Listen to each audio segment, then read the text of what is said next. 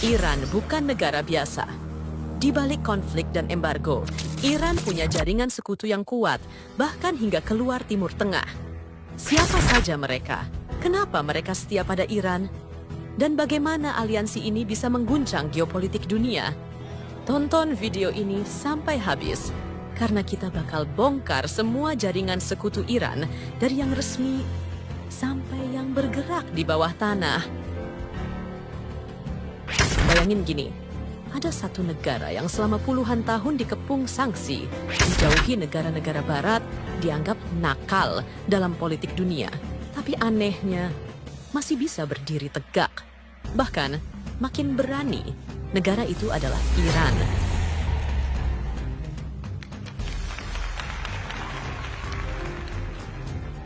Tapi apa Iran berdiri sendiri? Jawabannya, enggak. Iran punya jaringan sekutu yang bisa dibilang sangat unik. Nggak semuanya negara resmi. Ada kelompok militan, partai politik, bahkan aktor-aktor non-negara yang rela pasang badan buat Iran. Nah, di video ini kita bakal ngebahas semua sekutu Iran, dari yang terang-terangan sampai yang main di balik layar. Yuk, kita mulai. Sebelum kita ngomongin sekutunya, kita perlu ngerti dulu. Kenapa sih Iran bisa punya banyak teman, padahal musuhnya juga bejibun?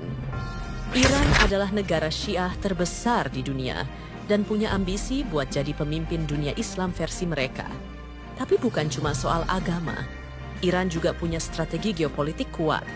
Pengaruhnya menyebar dari Irak, Suriah, Lebanon, sampai ke Yaman dan Palestina. Nah, strategi ini yang bikin Iran aktif banget nyari sekutu. Tapi bukan sekadar sahabat buat ngopi bareng. Sekutu-sekutu ini punya satu tujuan besar, menantang dominasi Barat, terutama Amerika dan Israel. Mari kita mulai dari sekutu yang paling kelihatan dulu. Suriah adalah sekutu paling loyal Iran. Suriah adalah satu-satunya negara di Timur Tengah yang secara terbuka menjadi sekutu Iran. Hubungan strategis antara kedua negara telah lama terjalin, terutama dalam bidang pertahanan.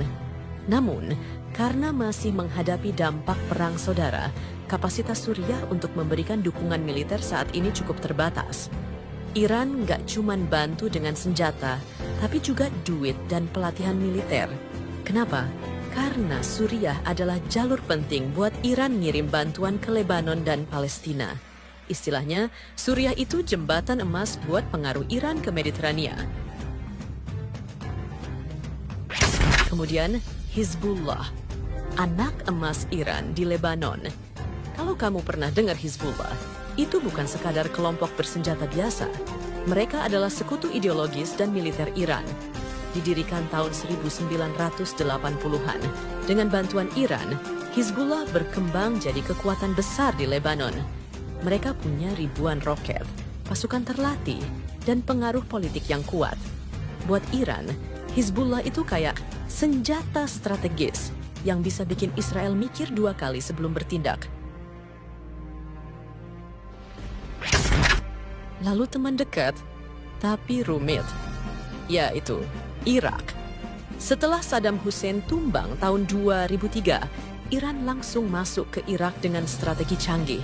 Mereka dukung kelompok-kelompok Syiah di parlemen dan milisi-milisi bersenjata. Secara resmi, Irak punya hubungan diplomatik dengan Iran. Tapi di dalam, banyak faksi Irak yang loyal ke Iran. Bahkan ada yang bilang, separuh Irak adalah perpanjangan tangan Iran. Nah, selain sekutu dari negara-negara resmi, ternyata Iran juga punya sekutu non-negara yang berbahaya. Atau sekutu-sekutu bayangan. Mereka nggak muncul di sidang PBB, tapi keberadaannya bikin pusing lawan Iran. Pertama ada kelompok Houthi di Yaman. Kelompok Houthi di Yaman adalah pemain penting dalam jaringan Iran. Walau Iran menyangkal keterlibatan langsung, bukti-bukti menunjukkan Houthi dapat senjata, pelatihan, dan dukungan teknologi dari Iran. Houthi bahkan pernah menyerang fasilitas minyak Arab Saudi dengan drone dan rudal yang diduga dari Iran. Serangan itu bikin dunia geger karena ganggu pasokan minyak global. Kemudian Hamas dan Jihad Islam di Palestina. Meskipun Hamas itu kelompok Sunni, mereka tetap dapat dukungan dari Iran karena punya musuh yang sama, Israel. Iran bantu Hamas dengan senjata dan dana, walau hubungan mereka sempat naik turun karena konflik Suriah. Sekarang kita lihat sekutu Iran yang lokasinya agak jauh dari kampung halaman. Pertama ada Rusia, teman baru yang kuat. Rusia dan Iran makin dekat sejak konflik Suriah. Mereka sama-sama dukung rezim Assad, sama-sama anti-Amerika, dan punya kepentingan regional yang saling menguntungkan. Mereka juga kerjasama dalam urusan militer dan teknologi. Bahkan ada laporan bahwa Rusia dapat drone dari Iran buat perang di Ukraina. Tapi jangan salah, ini aliansi pragmatis. Kalau kepentingannya nggak cocok, bisa-bisa juga mereka pecah. Dan kemudian, the one and only adalah China, si sekutu ekonomi superpower. China adalah sekutu ekonomi utama Iran. Waktu dunia memboikot minyak Iran, China tetap beli. Bahkan mereka tanda tangan kerja sama jangka panjang senilai 400 miliar dolar. China nggak peduli urusan ideologi. Yang penting bisnis jalan. Tapi dari sisi Iran, ini penting banget buat ngelawan dominasi ekonomi barat.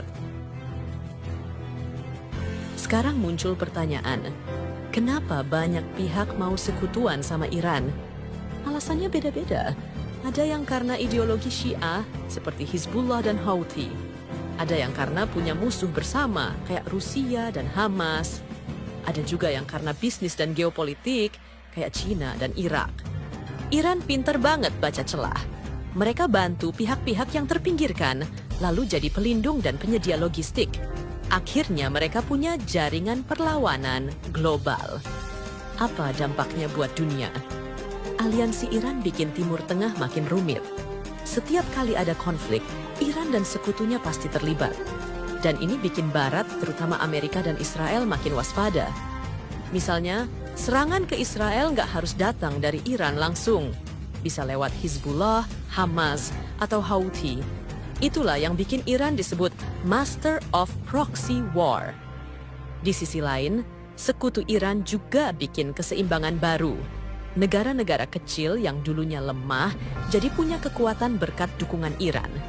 Dengan meningkatnya ketegangan global, khususnya setelah konflik Israel-Palestina dan perang Ukraina, Iran dan sekutunya makin percaya diri. Iran bahkan sekarang aktif menjalin hubungan dengan negara-negara BRICS, ikut latihan militer bersama China dan Rusia, dan memperluas pengaruhnya di Afrika. Tapi semua ini nggak tanpa risiko. Jika Iran dan sekutunya dianggap terlalu mengancam stabilitas global, bisa jadi mereka akan menghadapi tekanan dan serangan balik yang lebih besar. Jadi, sekutu-sekutu Iran bukan sekadar teman dekat, tapi bagian dari strategi besar untuk mengubah peta kekuatan dunia. Bisa dibilang mereka ini kayak jaringan rahasia yang siap bergerak kapan aja demi satu tujuan, melawan dominasi Barat dan membentuk dunia baru versi mereka. Pertanyaannya sekarang, menurut kalian, apakah aliansi Iran ini akan bikin dunia lebih stabil atau justru makin kacau? Tulis pendapatmu di kolom komentar ya. Jangan lupa like, share, dan subscribe biar nggak ketinggalan video-video edukatif seru lainnya. Sampai jumpa di video berikutnya.